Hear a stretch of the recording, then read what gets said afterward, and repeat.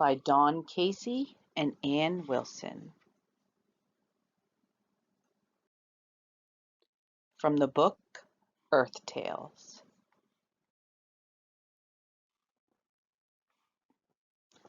The Sun Mother. In the long ago, in the time before time, there was darkness, there was silence. The earth was asleep.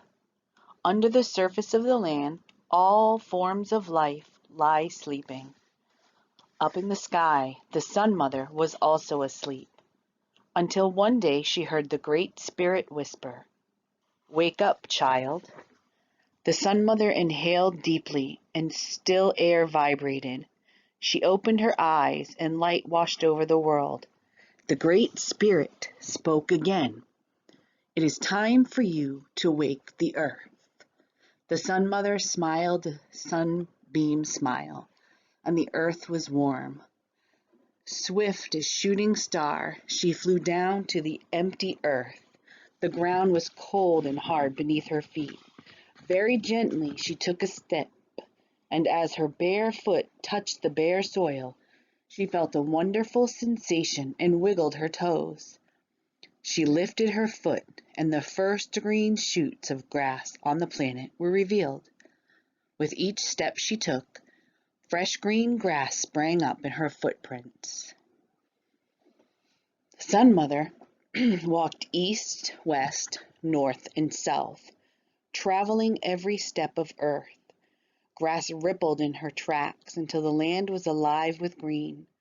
Leaves uncurled, smooth leaves, sticky leaves, silky leaves, and prickly leaves, woolly leaves and waxy leaves, round leaves, pointed leaves, hand-shaped leaves, and heart-shaped leaves, speckled, freckled, and dabbled leaves, an amazing array of leaves. Buds unfurled, flowers bloomed in purple, yellow, white, and red, and millions colors in between. They smelled divine. Saplings sank down their roots and stretched up their branches and grew, and fruits and roots and nuts and shoots swelled and ripened, and abundance of good things to eat. The Sun Mother sat down among the soft-petaled flowers, breathing deeply the cool blue scent of eucalyptus trees, and rested from her labors. Then once again she heard the voice of the Great Spirit. "Daughter, it is time for you to go into the caverns of earth and wake up the sleeping animals' spirits." The Sun Mother set out into the dark, cold regions of the world. As she entered the first cave, her bright light woke up sleeping spirits, and she heard a great buzzing and humming. Caterpillars and grubs, beetles, worms, ants, and bees wriggled and crawled and swarmed out of the cave. When the Sun Mother walked into the world again, she was leading a kaleidoscope of butterflies behind her. The insects flitted and fluttered from bush to bush, and the world was a dance with shimmering color. Again the Sun Mother rested. She looked down from the mountain tops at the splendor of the earth and beamed with delight.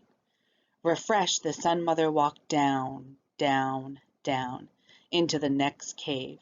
She stepped down onto solid ice. With the touch of her foot, the ice began to melt and squeeze between her toes. Beneath her feet, a stream started to flow, splashing around her ankles.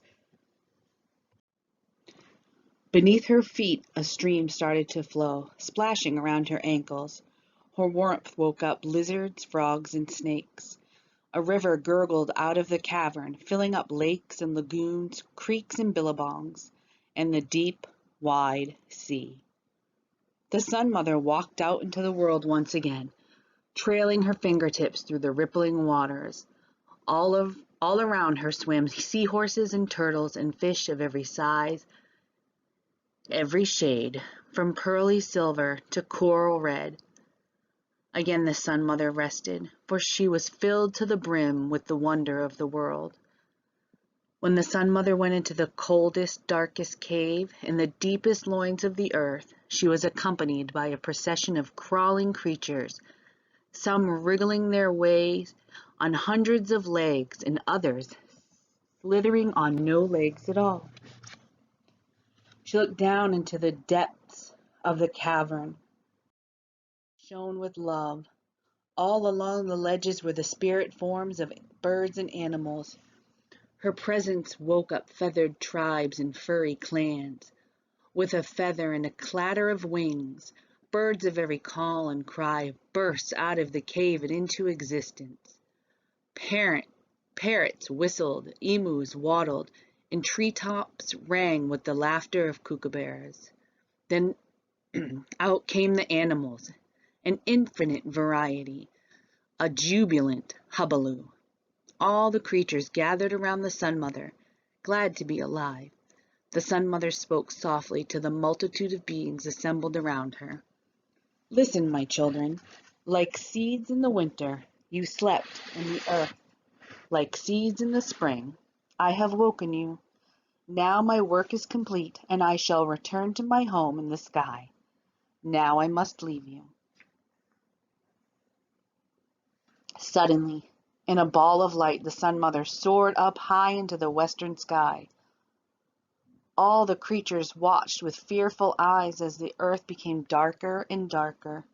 When the Sun Mother disappeared over the rim of the world, they cried and howled like babies, left alone in the night.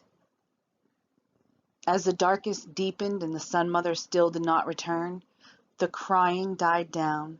Everything was silent, and nothing moved. Eventually the creatures rested. One tiny bird, a wagtail, kept on looking, kept on listening, always alert. On the eastern horizon she saw faint, but glowing brighter, the first rays of dawn. She hopped up and down, calling out her message for all to hear. The Sun Mother has returned. One by one, each and every bird joined in her song, singing out their joy to the world. Each and every creature watched the skies, and the first sunlight lit up their eyes. But the Sun Mother did not return to Earth. She continued her journey across the whole wide arc of the sky to the west. Again the world was dark, but this time the creatures were not afraid. They understood that Mother Earth had returned to her home in the sky. They trusted that she would come back to visit them each and every day. And so the rhythm of the day came into being, from dew-sparkled dawn through long glorious hours and into sunset, blazing copper, scarlet and gold, and night followed day in a never-ending cycle. Many dawns and many sunsets came and went. Time passed, and the creatures forgot the joy they had felt first, basking in Sun Mother's warmth. Day after day they forgot how lucky they are to be alive among the whole creation. Fish gazed at the sunshine glittering on the surface of their ponds, and longed to feel it play upon their skin and to explore the world above. Furry animals longed to feel the cool of the pool and to explore the watery depths. I want to swoop and soar like a bird, cried the tiny mouse. Their loud complaints reached the home of the Mother Sun. Swift as a shooting star, the Sun Mother returned to Earth and gathered her people around. Children, she said gently, I want you to be content. If you are unhappy with your shape, I will give you a chance to change it. Choose carefully, for the form you take now will be yours for a long time. That is how some mice sprouted wings and flapped into the sky as bats, and certain furry land dwellers slipped into the sea as seals. Certain insects were even granted their wish to look like twigs and leaves. The earth was a harmony of beings in every form imaginable, and some beyond imaginable. With so many marvels to choose from, Platypus wanted a beak like a duck, fur like a kangaroo, and soft-shelled eggs like a lizard. When all the creatures were content with their form, the Sun Mother said, Now I will send you something new. I will give you a part of myself to light up the night. The next morning, when the animal tribes awoke, they saw a luminous being rising out of the eastern sky. This is Morning Star, the Sun Mother told her children. He is the son of the spirit world. He is one of you. Tonight at twilight, watch the western sky, and I will send you a daughter too. That night, moonlight rose, and so the cycle of day and night was complete. During the day, Sun Mother beamed and gleamed. At night, the world was bathed in moonlight. From their sky home, Morning Star and Moon looked down to the earth, where the birds were building their nest and all the creatures were living and loving their companions and their young.